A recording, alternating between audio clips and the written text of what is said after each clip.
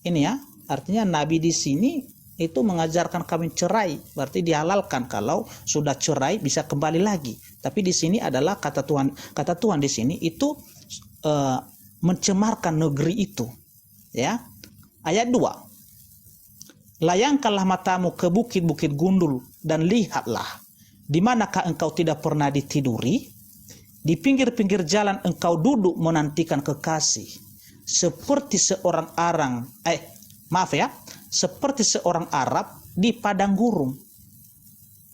Ini Yeremia, ingat, catat di sana, Yeremia pasal 3 ayat 1 dan 2. Ya. Jadi kalau Nabi di sini ya mengajarkan ya kawin cerai, ya, sedangkan Paulus tadi kalau ditunjukkan kepada Paulus tidak kena, sedangkan Rasul Paulus tadi ya mengajarkan agar orang itu pun kalau bisa, kalau dia sudah, kalau contohnya suaminya atau istrinya sudah mati, sudah meninggal, kalau bisa jangan kawin lagi. Ya, jadi Rasul Paulus ini melarang keras yang namanya perceraian. Ya, melarang perceraian. Ya, jadi sesuai dengan ajaran Yesus. Makanya kalau kita baca ya, ini ya 1 Korintus pasal 6 ayat 18 sampai 20. Saya coba baca ya. 1 Korintus 6. 1 Korintus pasal 6 ayat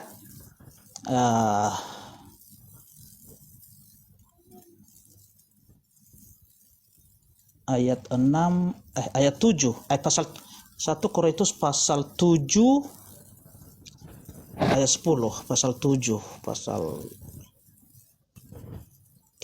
ayat 10. Ya, oke ya. Ya. Kepada orang-orang yang telah kawin, kepada orang-orang yang telah kawin, bukan aku, tetapi Tuhan perintahkan supaya seorang istri tidak boleh menceraikan suaminya. Ya, jadi di sini jelas ya, Paulus melarang perceraian sesuai dengan ucapan Yesus, ya. Kata-kata Yesus di Matius 19 ayat 6. Kita baca Matius 19 ayat 6. Ya, Matius 19 ayat ke-6. Ya. Nah, ini ya, Yesus di sini yang berbicara, ya. Demikianlah mereka bukan lagi dua, melainkan satu. Karena itu apa yang telah dipersatukan Allah tidak boleh diceraikan manusia. Jadi sudah jelas di sini apa yang diajarkan oleh Yesus diteruskan, dipelihara oleh Rasul Paulus. Ya, silakan Bang Zuma.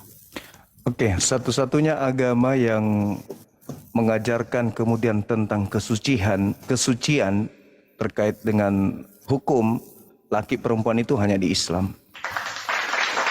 Tidak ada agama, bahkan di Islam itu batasan aurat pun diatur. Ya. Jadi kalau Anda hanya menyinggung Paulus mengajarkan begini, Paulus mengajarkan begitu. Tapi jangan lupa, yang Anda kecam itu justru bertaburan dalam perjanjian lama. Dan Tuhan tidak pernah menghukum kemudian orang-orang yang melakukan pencabulan. Bahkan di dalam perjanjian lama itu perintahnya malah bersinalah, bercabullah, bersinalah. Aku tidak akan menghukum anak-anak gadismu ketika mereka melakukan persinahan.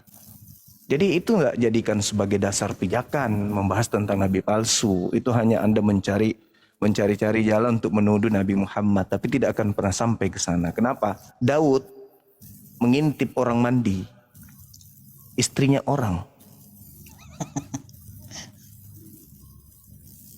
Istrinya orang yang lagi mandi, kemudian ya seperti itulah adanya. Ngeri kalau saya baca Bible. Berbicara tentang kejadian 35, kejadian 38, 2 Samuel 13, Yeremia 2, kemudian Yehezkiel 16, Hakim-Hakim 16. Itu ngeri kali kalau bahas Bible, Bang. Jadi bukan sesuatu yang bisa jadikan rujukan seperti itu. Kalau kita baca Yehezkiel 23, aduh hancur. Bisa rungkat ini apa? Komal. Jadi kembali kepada tema, kalau Anda membawa Yeremia 3 misalnya, justru saya bangga menjadi orang Islam. Karena data yang Anda bawa itu terkait dengan adanya Arab. Di situ dikatakan bahwasanya orang-orang yang tidak pernah melakukan persinahan seperti diumpamakan lagi ke Arab tuh. Diumpamakan ke Arab. Tapi kalau bercerita tentang persundalan, bercerita tentang persinahan, itu wow, luar biasa dalam Bible. Coba Anda ulang nanti Yeremia 3 yang Anda baca dan Anda selami baik-baik. Apakah itu hinaan kepada orang Arab sehingga Arab dijadikan sebagai contoh?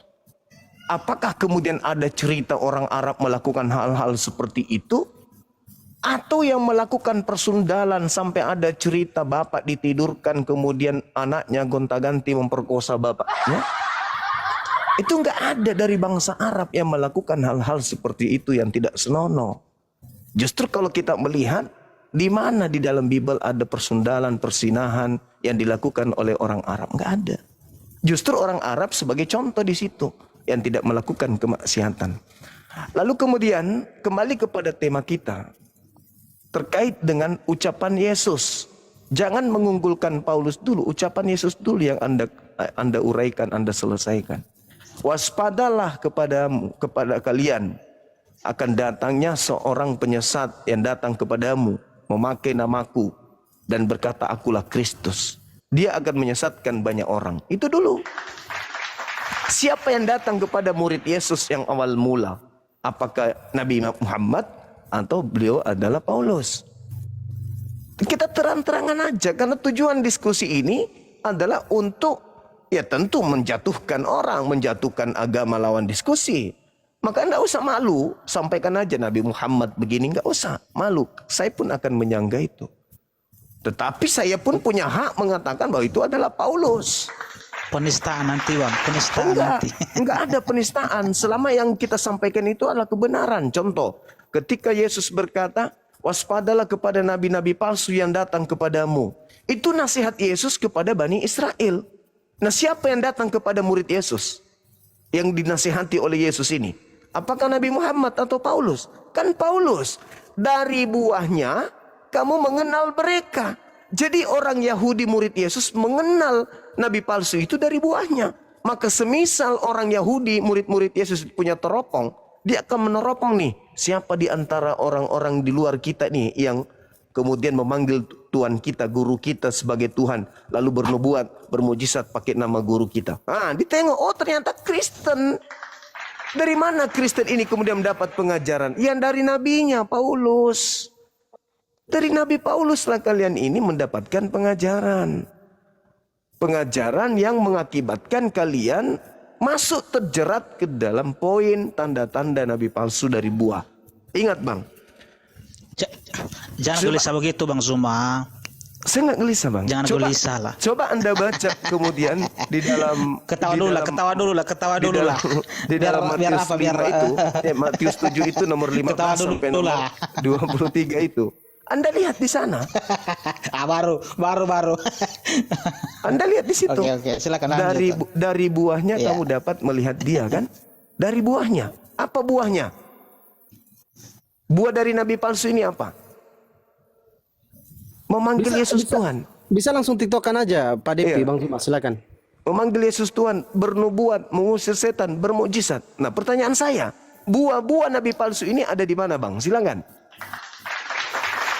Langsung aja. Iya, oke ya. Iya. Sudah sekian banyak tadi saya menyampaikan seperti apa buah nabi palsu ini. Ya, pertama-tama ya, nabi palsu tadi yang ada di Matius 24 ayat 6 ya. Nabi palsu ini kan mengajar perang, ya kan?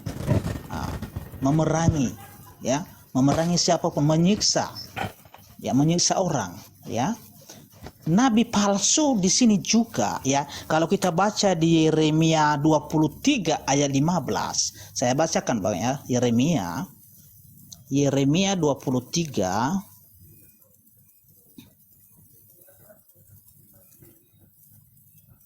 ayat 15 ya. Nah, ini ya. Yeremia pasal 23 ayat 15, beginilah firman Tuhan. Sebab itu beginilah firman Tuhan semesta alam mengenai para nabi itu.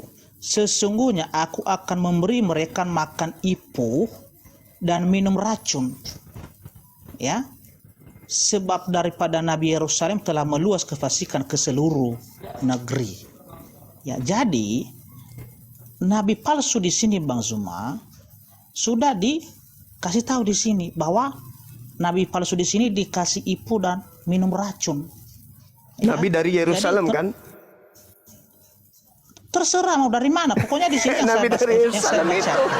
Ya, Jadi yang saya bacakan di sini. Iya, yang saya bacakan nabi-nabi Yerusalem itu, Bang. Ini hanya saya menyampaikan, Bang. Artinya apa yang tertulis di Yeremia pasal 23 ayat 15 ini. Ya Nah kan? itu dia Bahwa kan di dari sini- nabi-nabi Yerusalem Ya, itu. oke ya. Jadi kalau abang tuduhkan ini kepada Rasul Paulus tidak pernah makan racun, makan ipu dan minum racun, tidak pernah. Bahkan Saudaraku, kematian. saudara. Ya, Bukan bentar, bukan Bang, dari ya. situ ucapan Yesusnya, waspadalah Iya. nabi-nabi palsu. Iya. Bukan Bentar. dari buahnya kau dapat melihat Iya. mereka makan racun. Tidak ada kayak gitu. Itu Bentar dulu akal-akalan. Bang Suma ya. Ketika Rasul Paulus mati, bukan mati karena racun, tetapi dia dibunuh. Ya. Jadi dari Yeremia 23 ayat 15 ini, kalau itu ditunjukkan kepada Rasul Paulus tidak kena juga. Ya, tidak kena. Ya. Dan Karena? apalagi ya? Karena Kalau Yeremia 23 nabi-nabi Yerusalem termasuk yang mati di atas salib. iya kan abang bilang tadi kan Rasul Paulus kan dari Yerusalem juga kan begitu? Iya. Makanya saya iya. sanggah di sini. Kalau mengenai makan racun, Bang, yang disalib itu Yohanes 19 nomor 30, setelah dia diberi asam anggur mati dia. Ini bukan nubuatan, Bang, bukan nubuatan, Bang. Bukan Itu nubuatan, tapi tanda-tanda iya. dari nabi palsu Iya. itu dari Yerusalem Oke, ya. kan. Nah, kemudian Bentar, Bang. Saya belum siap, abang udah lama tadi dong. Gimana? oh ya udah silakan. Ya ketawa dulu lah kalau gitu. Oke. Ya, oke ya. Begini. Abang bilang tadi bahwa mujizat-mujizat kepada Rasul Paulus ini adalah tanda-tanda bahwa dia rasul palsu. Malah sebaliknya, Bang.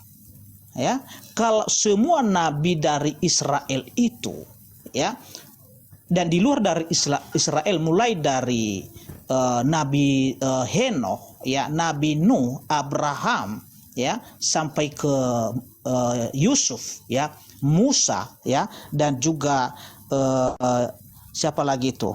Yosua, Elia dan Yesaya. Mereka punya mujizat, ya. Bisa saya bacakan di sini apa mujizat-mujizat mereka. Dan Iya, itu tahu. ya, dan sesuai dengan Rasul Paulus ya, yang saya bacakan tadi di Kisah Para Rasul gimana pasal ini?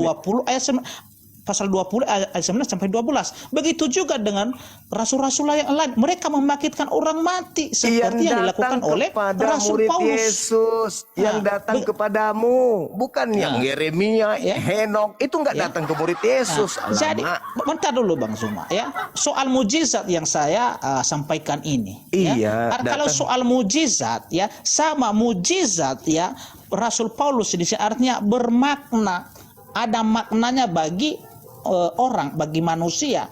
Membangkitkan orang mati itu, Iya, karena harus menyesatkan. itu adalah Gimana perkara mau yang besar itu adalah mujizat besar itu, sesuai dengan nabi-nabi yang lain. Justru nabi yang tidak ada, kalau nabi yang tidak ada mujizatnya di sini bisa dikatakan bahwa itu adalah bukan utusan. Karena kenapa? Karena tidak ada karunia Tuhan kepadanya. Nabi-nabi palsu Jadi silakan nanti Bang melakukan Zuma. banyak mujizat. silakan nanti Bang Zuma cari siapa nabi yang tidak punya mujizat. Saya tidak perlu menyebut namanya di sini. Saya takut. Tapi kalau Rasul Paulus, dia punya mujizat, Bang.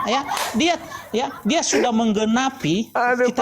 Kita baca Markus 16 ya. Markus 24 nomor 24, berani nggak baca? Udah kita baca tadi. Tanda-tanda nabi palsunya banyak melakukan mujizat, betul nggak? Bentar, kita baca nanti itu, bentar ya. Markus 16 ya. Nah. Ya. Markus 16 nomor 16. Nah. Nomor 17 ayat 17 ya. Injil Markus pasal 16 ayat 17. Tanda-tanda ini akan menyertai orang-orang yang percaya. Berarti cuma Paulus yang percaya. Bentar, Kristen mereka akan lain mengusir setan-setan demi namaku. Mereka akan berbicara dalam bahasa yang baru bagi mereka. Mereka akan memegang ular, dan sekalipun mereka minum racun maut, mereka tidak akan mendapat celaka. Orang percaya. Jadi tergenapi ini kepada Rasul Paulus di Kisah Para Rasul pasal 28 ayat 3 dan 5. Ketika ular memakan, kita baca dulu Bang, biar jelas di sini. Ya, saya baca. Itu pakai dalil kita kan? Nah, itu kan. Kisah Para Rasul. Kenapa enggak berani pada baca Matius 25? Nanti kita baca itu. Aku baca siap nanti kita baca itu, enggak apa-apa. Ya. Kisah Para Rasul 28 ayat 3 dan 5. Lanjut kawan. Oke. Saya ini tahan ketawa saya, Anda suruh ketawa. Dari Markus 16 ayat 17 tadi, ini tergenapi di Kisah Para Rasul 28 ayat 3 dan 5.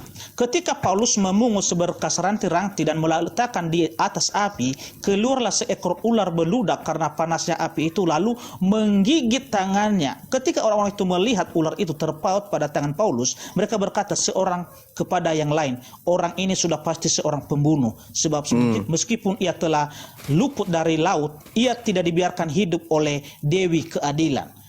Ayat 5, tetapi Paulus mengibaskan ular itu ke dalam api, dan ia sama sekali tidak menderita sesuatu. Puji nama Tuhan, mujizat yang luar biasa sama Paulus ini. Silakan Bang Zuma.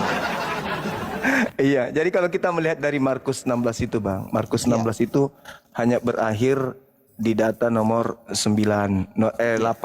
Itu ada sisipan kemudian. Anda harus tahu bahwa Markus ini adalah murid Paulus, ya, asisten Paulus. Jadi wajar kalau dia cocok-cocokan untuk gurunya. Tapi kalau ini Anda jadikan sebagai sandaran, orang percaya akan menyertai tanda-tanda tersebut. Berarti cuma satu orang percaya, cuma Paulus aja. Karena orang Kristen suruh kok minum racun mati semua. Aduh, parah. Jadi begini kawan, ketika Anda berbicara mengenai Matius 24 nomor 6, Anda mengatakan di situ ada Bang, perang. permisi dulu Bang, saya mau buang air dulu. Bentar ya. Iya. Izin silakan. ya. Silakan. Iya, di mute aja Pak Depi, nggak apa-apa, di mute aja. Simpan aja. Sambil kita isi siapakah.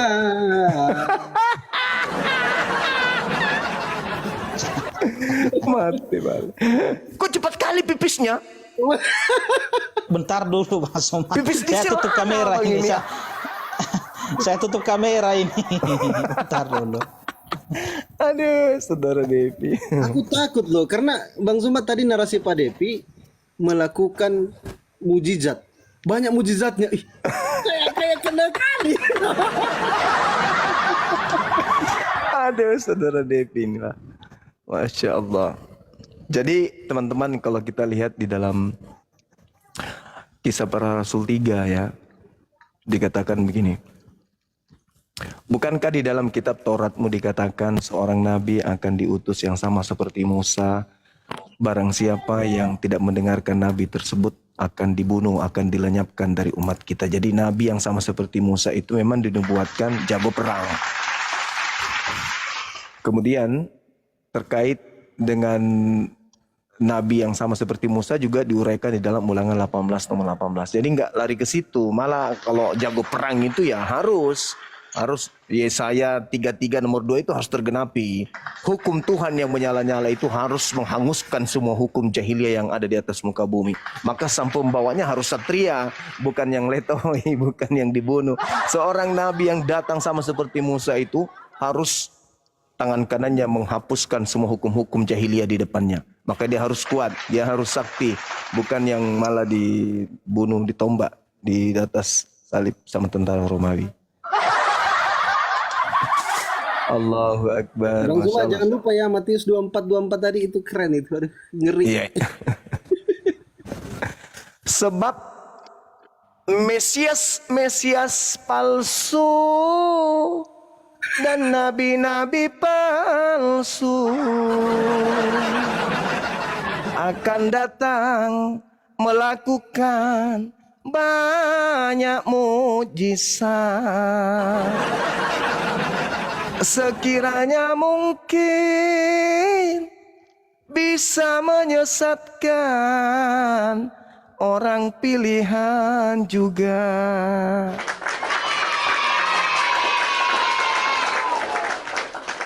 Jadi mukjizatnya membuat kemudian biji sakar pindah ke dagu, menggantung. Kuping pindah, ya. Kemudian di jidat. Justru semakin banyak mujizat, semakin mendekati tanda-tanda nabi palsu itu. Tapi biarlah teman saudara Depi ini, biarlah sampai buang air dia kan. Kasihan beliau ini. Jangan gitu lah, jangan framing begitu Mas Zuma. Ada framing terus ini, gimana sih? Bercanda bang, bercanda. Saya udah tahu kalau Iya. abang ada di situ. Enggak apa-apa, enggak Iya. apa-apa. Oke.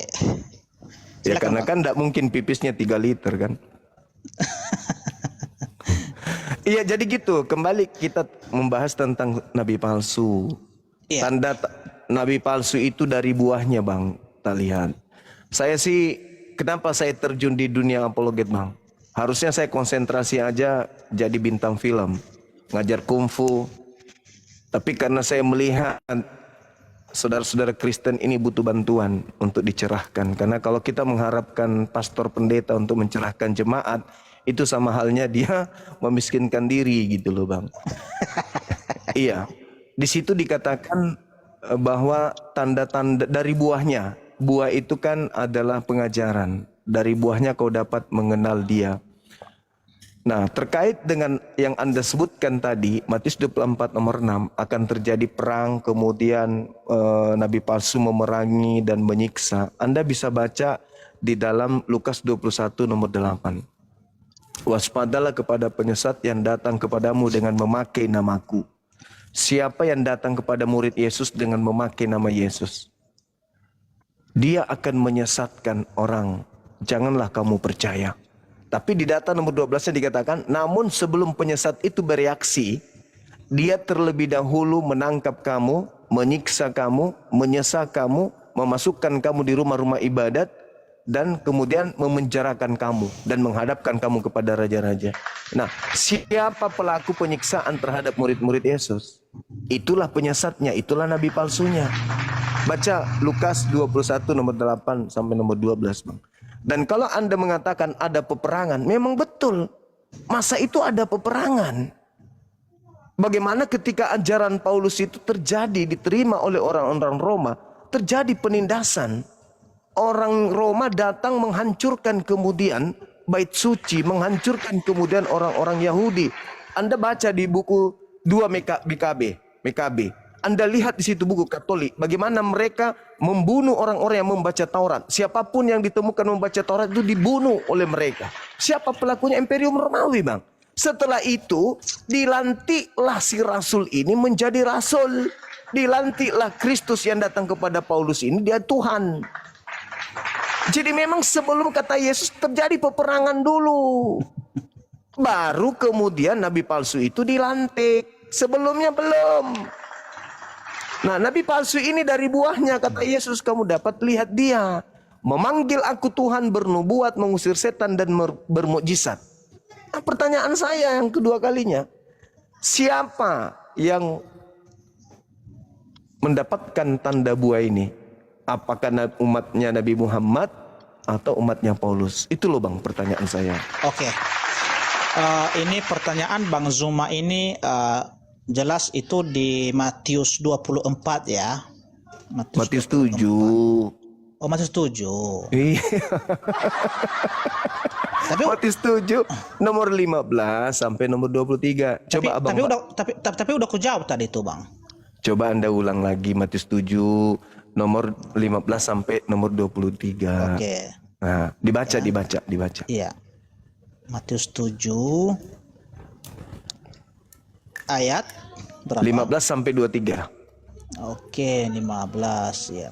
Ayat 15. Ya, perikopnya itu hal pengajaran sesat Pak Depi kalau nggak salah ya. Iya, oke ya. Bentar ya.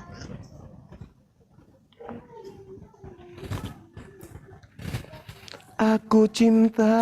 Waspadalah terhadap nabi-nabi palsu yang datang kepadamu dengan menyamar seperti domba, tetapi sesungguhnya mereka adalah serigala yang buas.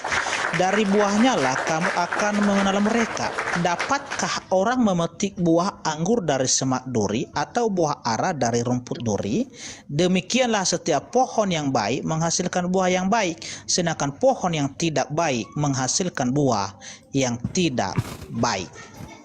Ya, pertanyaan Bang Zuma tadi ini berarti mengarah kepada siapa? Iya. Iya kan? Dibaca Iya. sampai 23, Bang. Iya. 23 sampai 23. Oke. Iya. Ya. Dan setiap pohon yang tidak baik menghasilkan buah yang baik pasti ditebang dan dibuang ke dalam api. Jadi dari buahnya lah kamu akan mengenal mereka. Bukan setiap orang yang berseru kepadaku Tuhan, Tuhan akan masuk ke dalam kerajaan surga, melainkan dia yang melakukan kehendak Bapakku yang di surga. Pada hari terakhir banyak orang akan berseru kepadaku, Tuhan, Tuhan, bukankah kami bernubuat demi namamu dan mengusir setan demi namamu dan mengadakan banyak mukjizat demi namamu juga? Pada waktu itulah aku akan berterus terang kepada mereka dan berkata, aku tidak pernah mengenal kamu, enyahlah daripadaku kamu sekalian pembuat kejahatan. Iya. Pertanyaan Bang Zuma di sini berarti ini mengarah kepada siapa? Dari buahnya nabi palsu itu kamu mengenal dia. Iya, kata buahnya Yesus. di sini. Iya, buahnya di sini adalah tentu kita baca di sini ya. Memanggil aku Tuhan. Iya, memanggil aku, bentar ya. Bernubuat, bermujizat, mengusir setan. Iya, bentar. Nah, Di itu sini siapa itu, Bang? Iya, ini ya. Jawabannya di sini adalah di ayat 21 ya. Bukan Iya. setiap orang yang berseru kepadaku Tuhan, Tuhan akan masuk ke dalam kerajaan surga, melainkan dia yang melakukan kehendak Bapakku yang di surga. Ya, apa kehendak Bapa di surga, Bang? Ya, kehendak Bapa di surga itu ya adalah satu. Ya. Percaya bahwa Yesus adalah Tuhan dan Juru Selamat.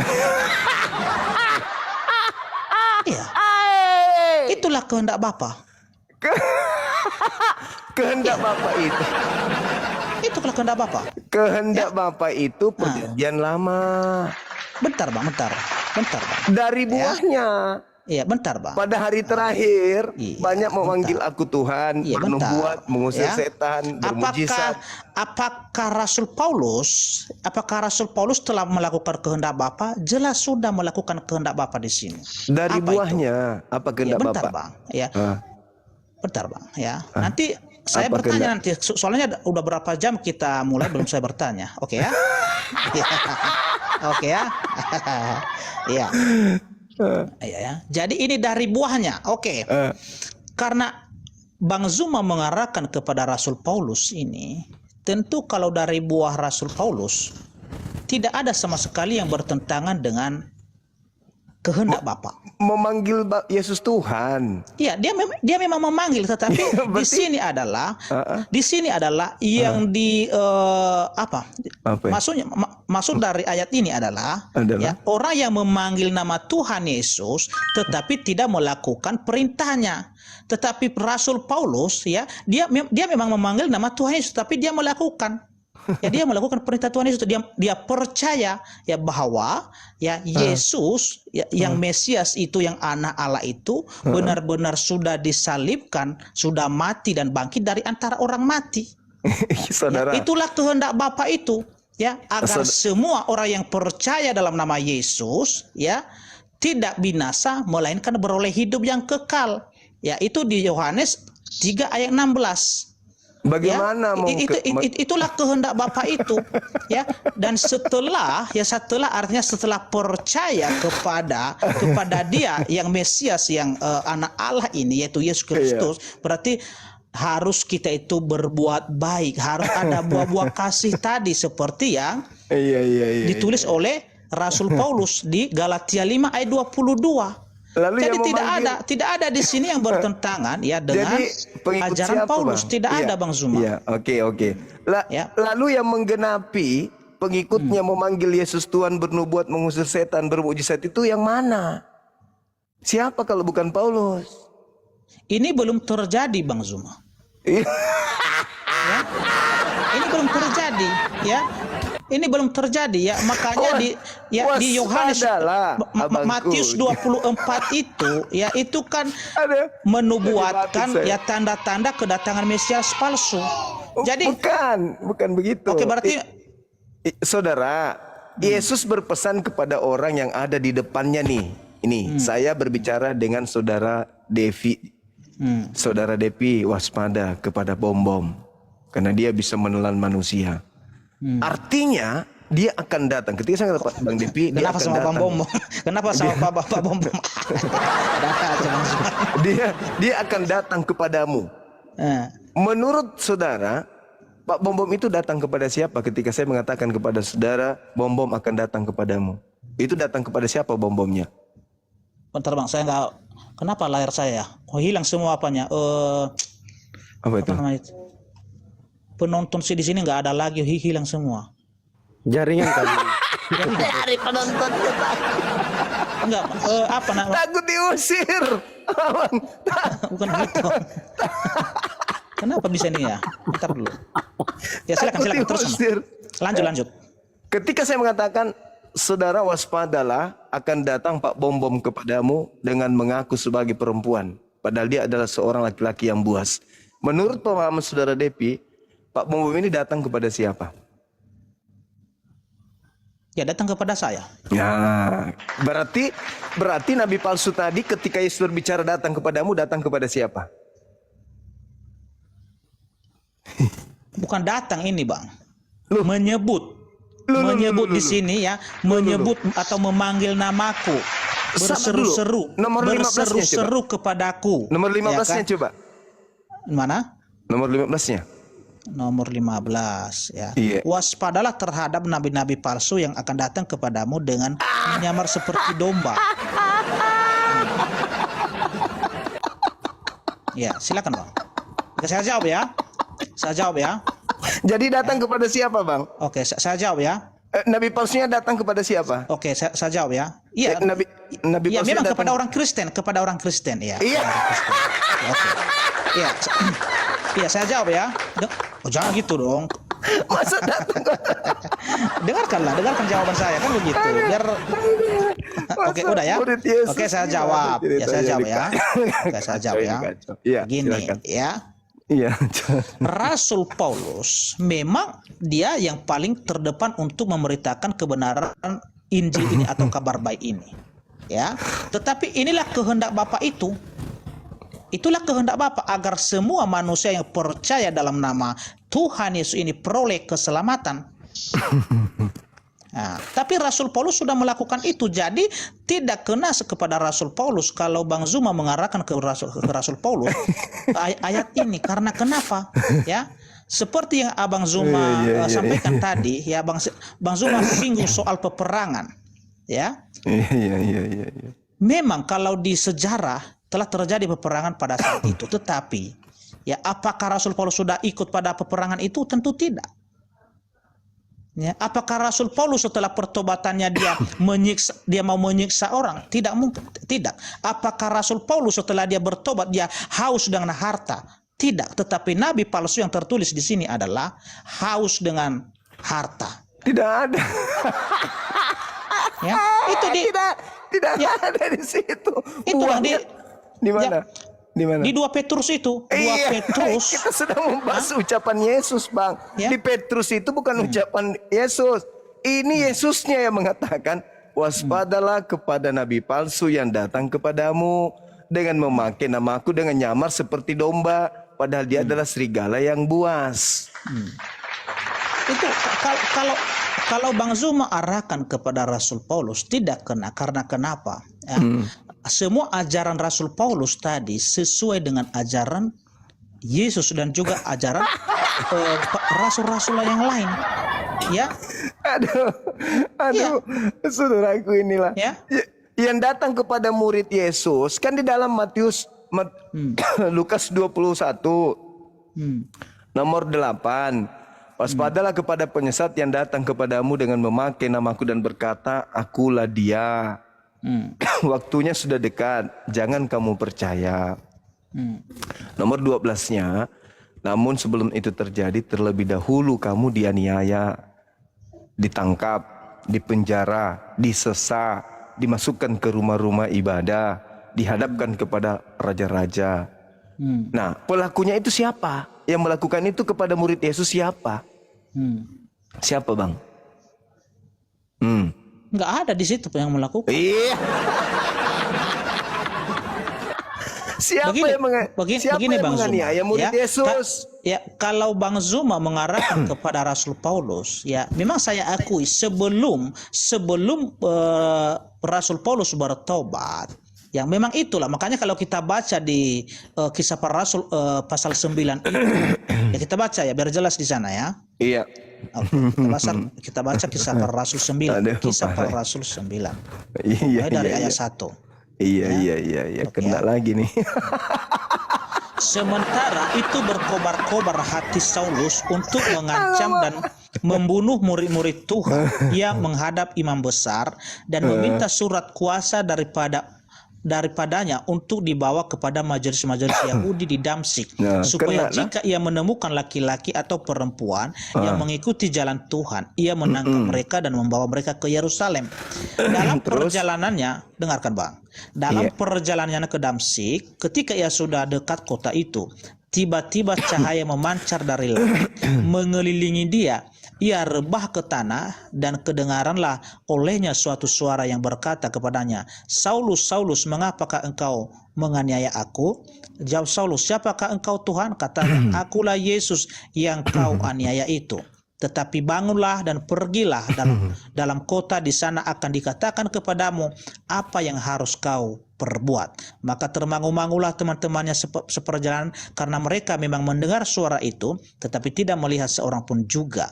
Saulus bangun dan berdiri lalu membuka matanya, tetapi ia tidak dapat melihat apa-apa. Mereka harus menuntun dia masuk ke Damsyik. 3 hari lamanya tidak dapat melihat, dan 3 hari lamanya ia tidak makan dan minum. Di Damsyik ada seorang murid Tuhan bernama Ananias. Firman Tuhan kepadanya dalam satu penglihatan, Ananias, jawabnya, ini aku Tuhan. Firman Tuhan, mari pergilah ke jalan yang bernama Jalan Lurus dan carilah di rumah Yudas seorang dari Tarsus yang bernama Saulus.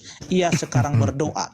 Dan dalam satu penglihatan ia melihat bahwa seorang yang bernama Ananias masuk ke dalam dan menumpangkan tangannya ke atasnya supaya ia dapat melihat lagi. Jawab Ananias, Tuhan, dari banyak orang telah kudengar tentang orang itu, betapa banyaknya kejahatan yang dilakukannya terhadap orang-orang kudusmu di Yerusalem. Dan ia datang kemari dengan kuasa penuh dari imam-imam kepala untuk menangkap semua orang-orang yang memanggil namamu. Tetapi firman Tuhan kepadanya, pergilah, sebab orang ini adalah alat pilihan bagiku untuk memberitakan namaku kepada bangsa-bangsa lain serta raja-raja dan orang Israel. Ya, di ayat ini Bang, ya memang jelas ya, sebelum Yesus ya bertobat, ya, memang tujuannya ke Damsyik itu untuk menangkap semua pengikut-pengikut Yesus pada saat itu. Tetapi kan di tengah perjalanan itu kan Tuhan Yesus berfirman kepadanya, ya, berbicara kepadanya, kenapa engkau menganiaya aku? Dan di situ dia menjadi pilihan. Ya, makanya Rasul Paulus ini ya lebih banyak dia memberitakan ya kepada bangsa-bangsa ini ya beri kabar baik, kabar keselamatan itu daripada rasul yang lain ya. Makanya semua rasul dia yang lebih banyak memberitakan kebenaran firman Tuhan itu atau kabar baik itu. Ya. Silakan Bang Zuma. Iya, jadi tergenapi berarti kalau Anda baca Kisah Para Rasul 22 nomor 4. Di situ diceritakan bahwa aku telah menganiaya murid pengikut-pengikut jalan Tuhan sampai mereka mati, laki-laki dan perempuan. Kisah Para Rasul 22 nomor 4. Sementara Yesus menubuatkan, waspadalah kepada penyesat yang datang kepadamu dengan memakai namaku dan berkata, akulah Kristus, akulah dia. Waktunya sudah dekat, jangan kamu percaya. Nomor 12-nya, sebelum itu terjadi, terlebih dahulu kamu ditangkap, kamu diniaya, kamu disesat, kamu dibunuh, dan seterusnya. Nah, pertanyaan saya, siapa pelakunya? Kisah Para Rasul 22 nomor 4 dan Kisah Para Rasul 9 yang Anda baca, pelakunya adalah Paulus. Intinya penyesat itu terlebih dahulu menganiaya murid Yesus. Siapa pelakunya? Ya Paulus. Setelah dia menganiaya, menggenapi Matius 12. Nomor 43 sampai nomor 45.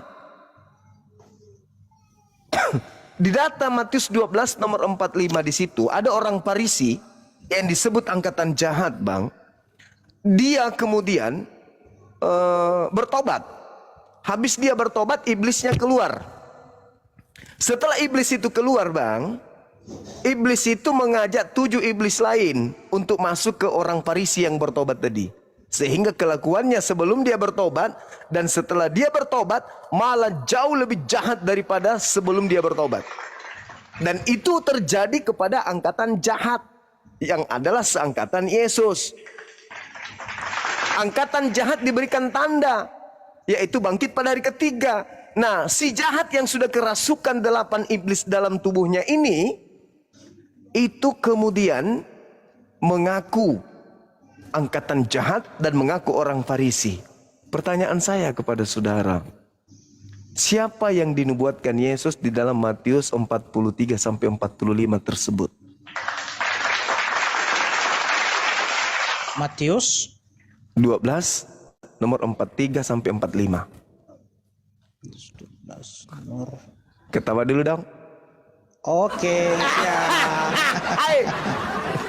Oke ya. Iya. Iya. Bentar ya. Iya. Apabila roh jahat keluar dari manusia, ia pun mengembara ke tempat-tempat yang tandus mencari perhentian, tetapi ia tidak mendapatnya. Lalu ia berkata, aku akan kembali ke rumah yang telah kutinggalkan itu. Maka pergilah ia dan mendapati rumah itu kosong, bersih, tersapu dan rapi teratur.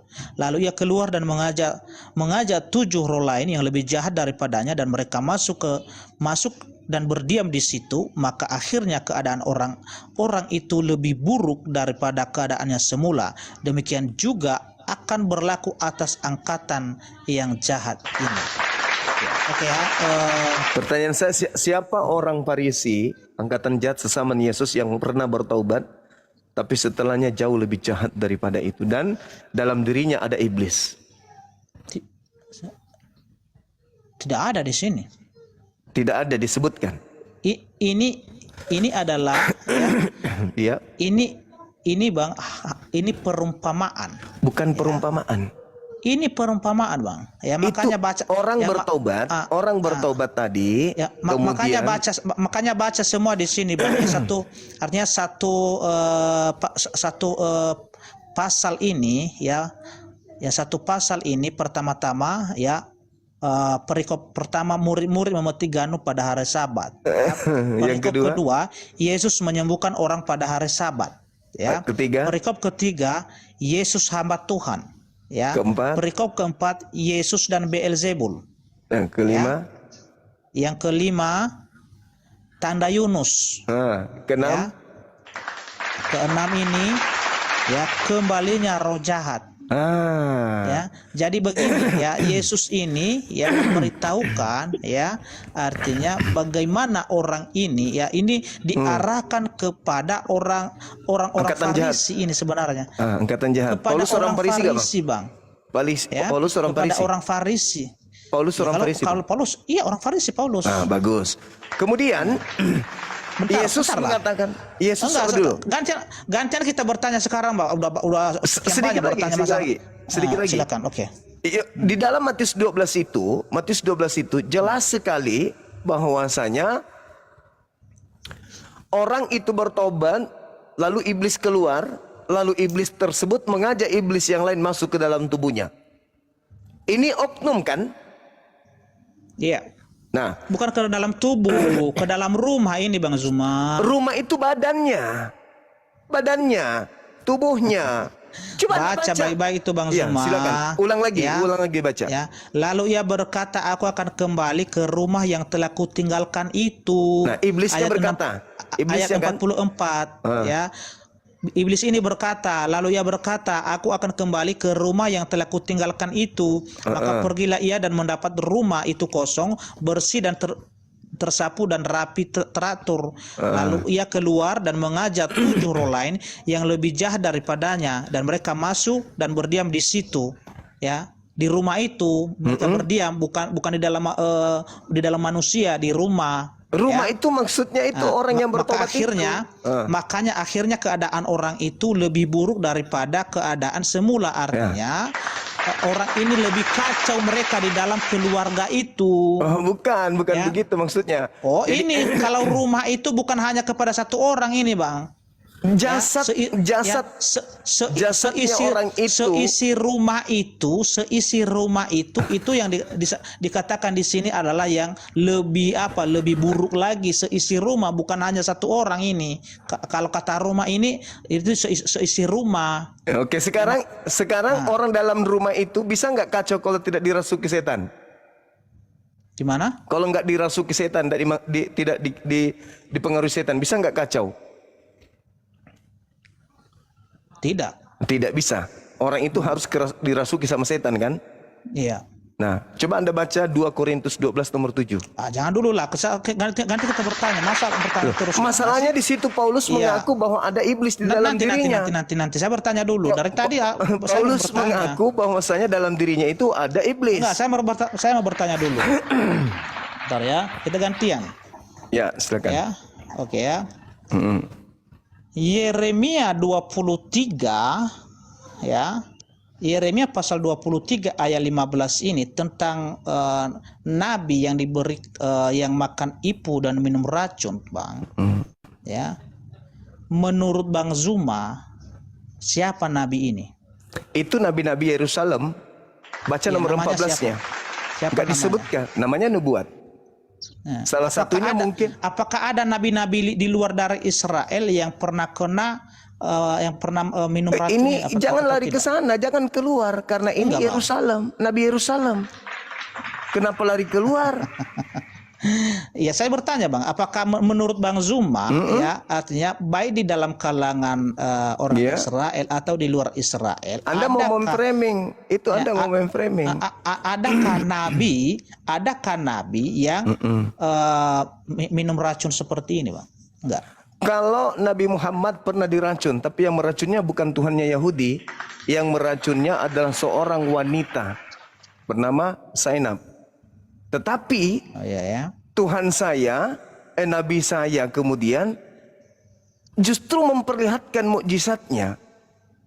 Daging yang sudah dimasak tersebut berbicara kepadanya, jangan kamu makan. Karena aku telah dibumbui racun. Sehingga Nabi Muhammad tidak memakan itu. Daging itu enggak dimakannya. Iya, terima kasih Bang Zuma jawabannya. Oke, pertanyaan selanjutnya. Karena biar seimbang kita Bang Zuma ya. Ada enggak dalilnya di dalam kitab Yeremia itu untuk Nabi di luar Yerusalem? Ada enggak? Di sini enggak ada, Bang. Enggak ada. Iya, kenapa harus cari di luar? Enggak apa-apa. Karena enggak nyambung itu, Bang. Oke ya. Kalau Anda mau melihat Nabi di Yerusalem yang kena racun, itulah yang Anda sembah. Ya, oke. Anda baca Yohanes 19, nomor 29, nomor 30. Ya, oke. Pertanyaan selanjutnya Bang. Terima kasih Abang sudah jujur ya untuk menjawab ya. Yeremia 3 ayat 1 dan 2. Iya, Ya oke ya. Saya baca ya Bang ya. silakan. Yeremia 3. Ya, terus. Bentar Bang ya. Yeremia. Semangat, Ya, semangat Pak oke. Dev. Semangat Ya, Kak oke, Dev. oke. Semangat. Ya, semangat. Ya. Firman-Nya, jika seorang menceraikan istrinya lalu perempuan itu pergi daripadanya dan menjadi istri orang lain, akan kembalikah laki-laki yang pertama kepada perempuan itu? Bukankah negeri itu sudah tetap cemar? Engkau telah berzinah dengan banyak kekasih dan mau kembali kepadaku. Demikianlah firman Tuhan. Pertanyaan saya di sini Bang, ya kan? Jelas kalau di orang Israel itu kan dilarang, itu artinya kawin cerai. Itu artinya kalau orang sudah kawin lalu perempuan ini meninggalkan suaminya, dan kalau mereka kembali bersatu dengan suaminya, itu artinya berzina namanya, artinya cemar negeri itu, sesuai ayat di Yeremia ini. Adakah Yeremia berapa? Yeremia pasal 3 Data? ayat 1 ayat 1. Nggak ada ceritanya di ayat 1 kayak begitu. Jangan dikarang-karang, Bang. Ini Bang, besarkan apa? Besarkan layar Iya, saya, host. silakan Anda tunjukkan. Nggak ada yang kayak gitu, Bang. Besarkan layar saya, host. Oke. Silakan. Anda tunjukkan.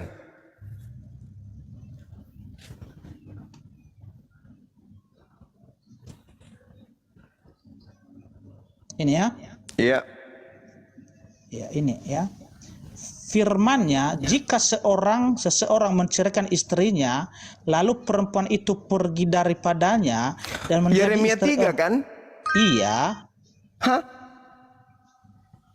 Ini. Enggak. Ini ya.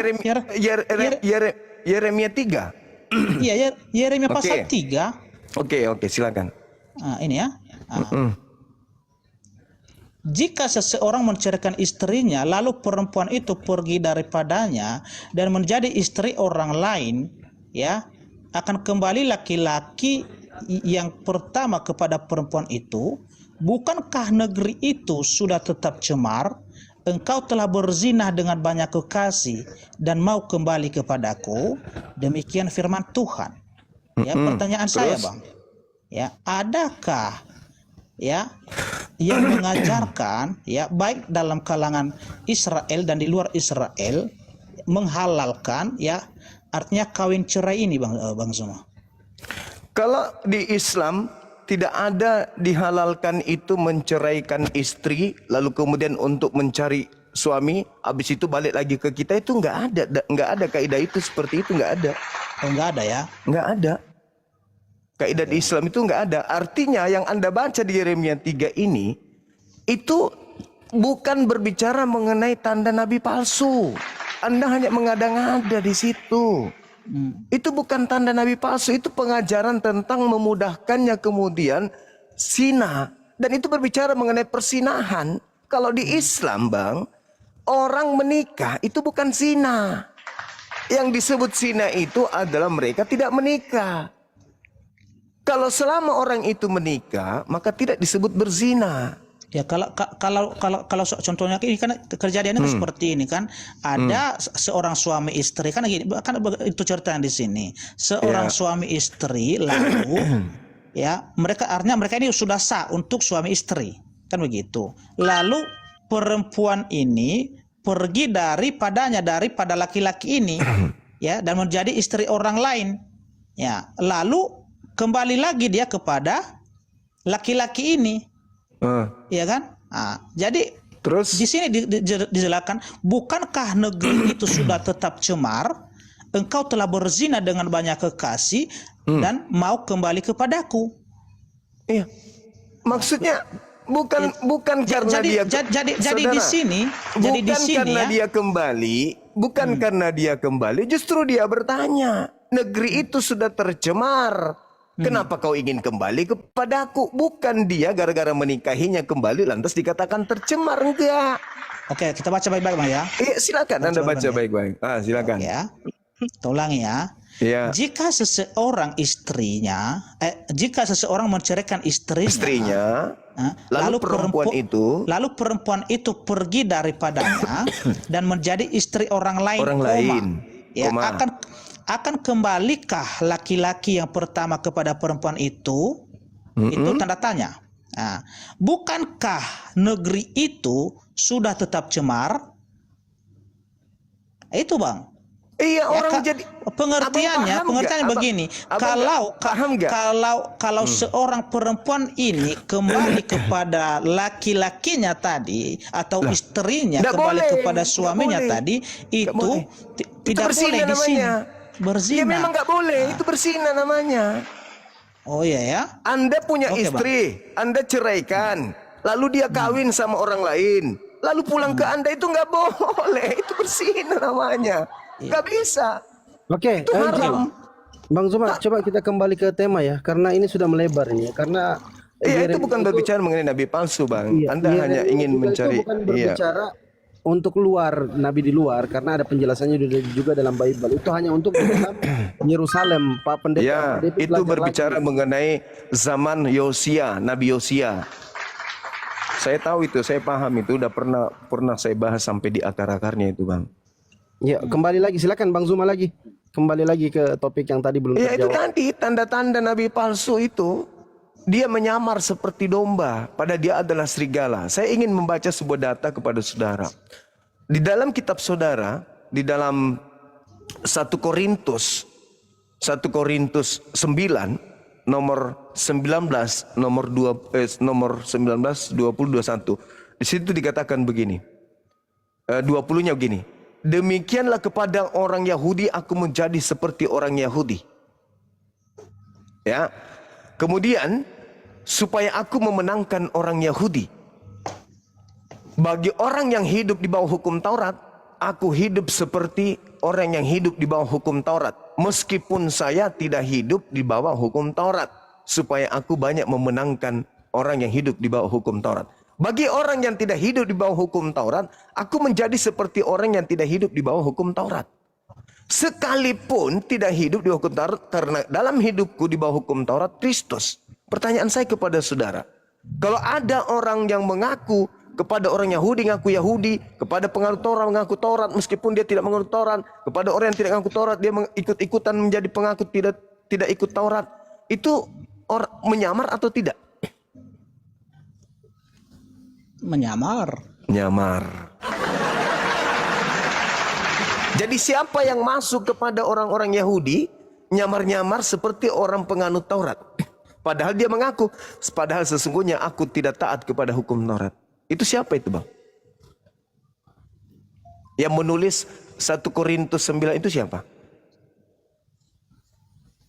1 Korintus berapa? 1 Korintus 9 Ayat 20 dan 21. Oke, kita baca ya. Iya. 1 Korintus 9 pasal 9 ayat 20 dan 21. Berat, Paman, berat.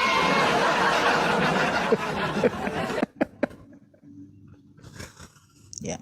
Baca, berfirman dalam hati dulu, Bang. Habis itu baru. Iya. Habis itu. Iya.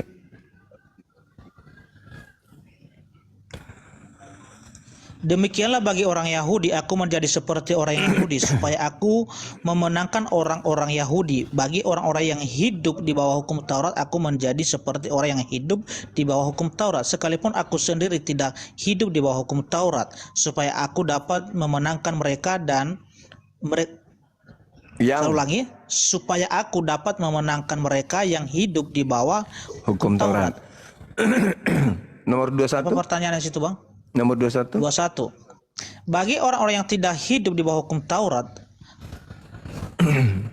aku menjadi seperti orang yang tidak hidup di bawah hukum Taurat, sekalipun aku tidak hidup di luar hukum Allah, karena aku hidup di bawah hukum Kristus, supaya aku dapat memenangkan mereka yang tidak hidup di bawah hukum Taurat. Ya, bagi orang-orang yang lemah, aku menjadi seperti orang yang lemah, supaya aku dapat menyelamatkan mereka yang lemah. Bagi semua orang, aku telah menjadi segala-galanya, supaya aku dapat mungkin memenangkan beberapa orang dari antara mereka.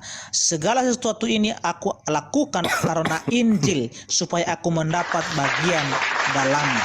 Ya, tidak tahukah kamu bahwa dalam gelanggang pertandingan semua peserta turut berlari, tetapi bahwa hanya satu orang saja yang mendapat hadiah? Karena itu larilah begitu rupa sehingga kamu memperolehnya.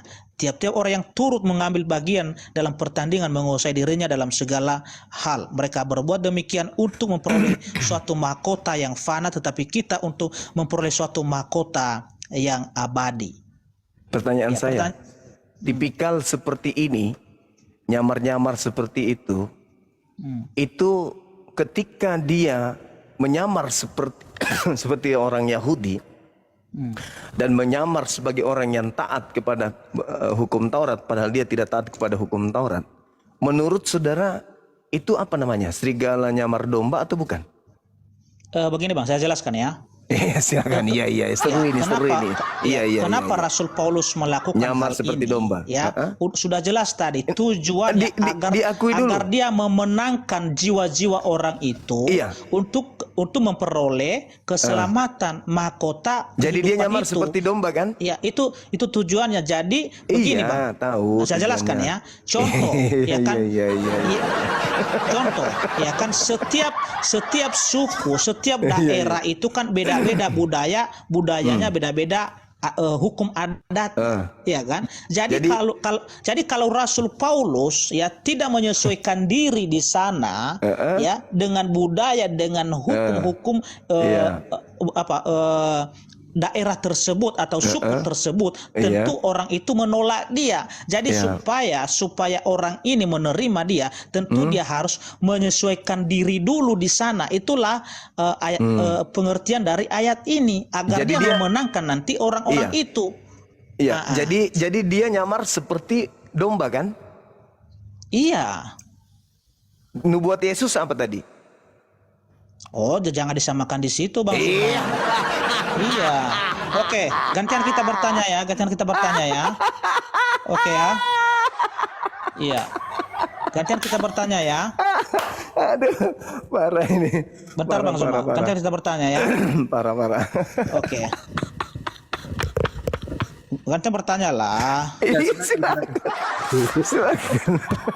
Ya, saya bacakan ya, izin ya, satu dalil ini tadi. Padalah. Lanjut. Iya. Silakan Bang, pertanyaannya. Yang paling saya baca di sini ya. Iya, silakan. Ini di 2 Petrus pasal 2 ayat 1 sampai dengan 4. Ya. Iya, silakan. Ya, sebagaimana nabi-nabi palsu dahulu tampil di tengah-tengah umat Allah, demikian pula di antara kamu akan ada guru-guru palsu. Mereka akan memasukkan pengajaran-pengajaran sesat yang membinasakan, bahkan mereka akan menyangkal penguasa yang telah menebus mereka, dan dengan jalan demikian segera mendatangkan kebinasaan atas diri mereka. Pertanyaan saya di sini, Bang, ya kan? Adakah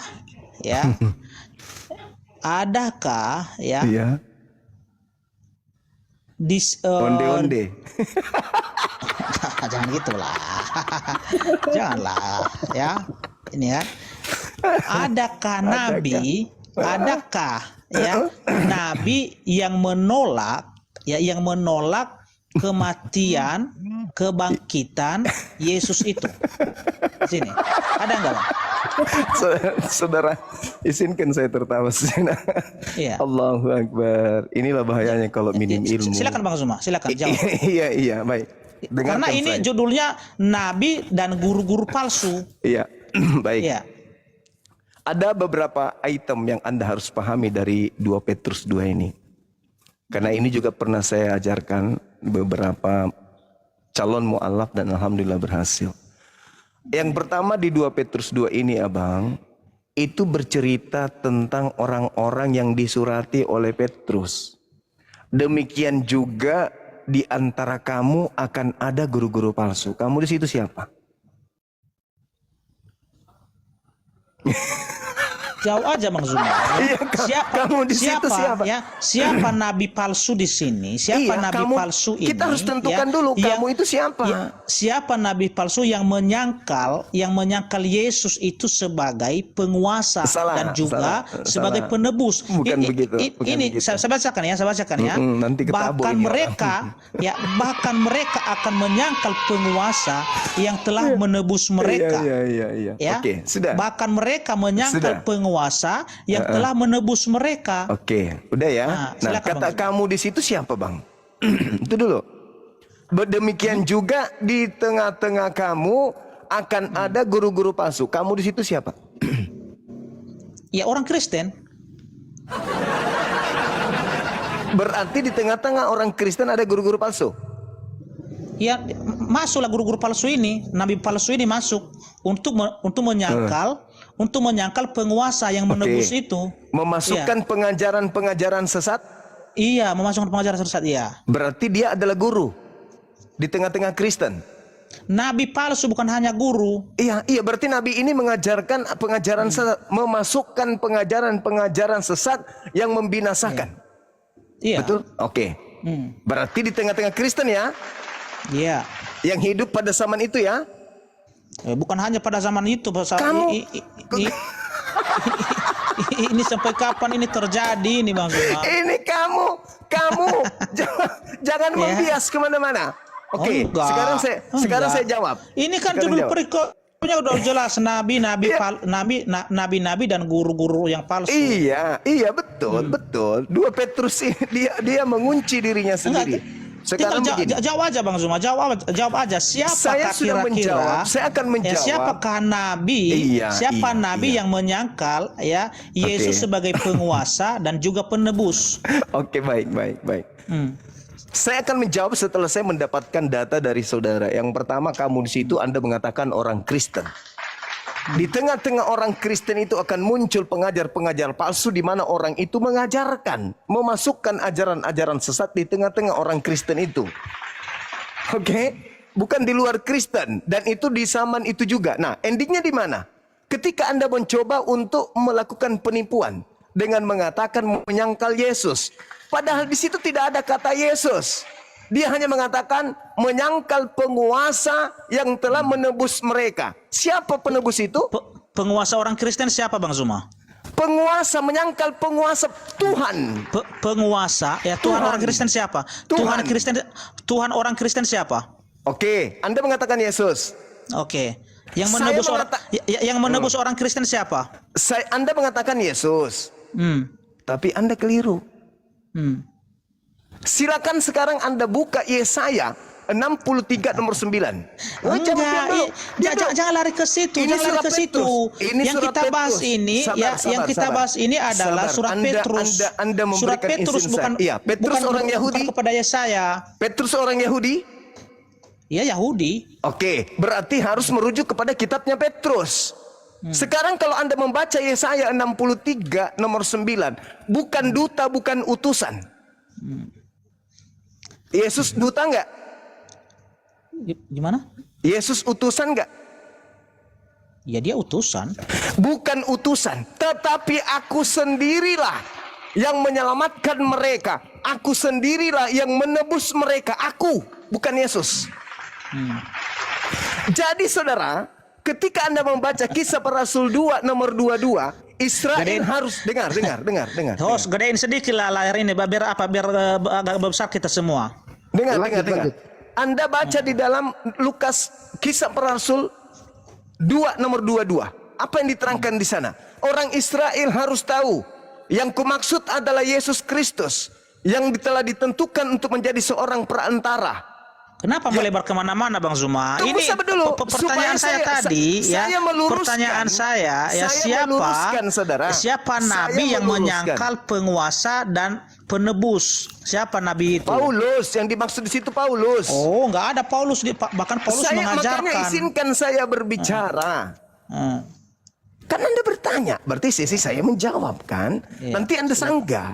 Oke. Jadi di dalam kitabnya orang Yahudi, Yesaya 63 nomor 9 jelas dikatakan, bukan duta, bukan utusan. Anda sudah salah di situ. dengan mengatakan penebus itu Yesus. Tetapi aku sendirilah, dia sendirilah yang menyelamatkan mereka. Dia sendirilah yang menebus mereka dalam kasihnya dan belas kasihnya. Dia itu siapa? Elohim, Tuhannya Yahudi. Apa buktinya? Apa buktinya? Ucapan Yesaya 63 nomor 9 ini. Saya buktikan. Di Kisah Para Rasul 2 nomor 22. Dengarkan baik-baik. Orang Israel harus tahu. Anda bukan orang Israel kan? Orang Israel harus tahu. Yang kumaksud adalah Yesus Kristus. Yang adalah orang yang terpilih oleh Tuhan.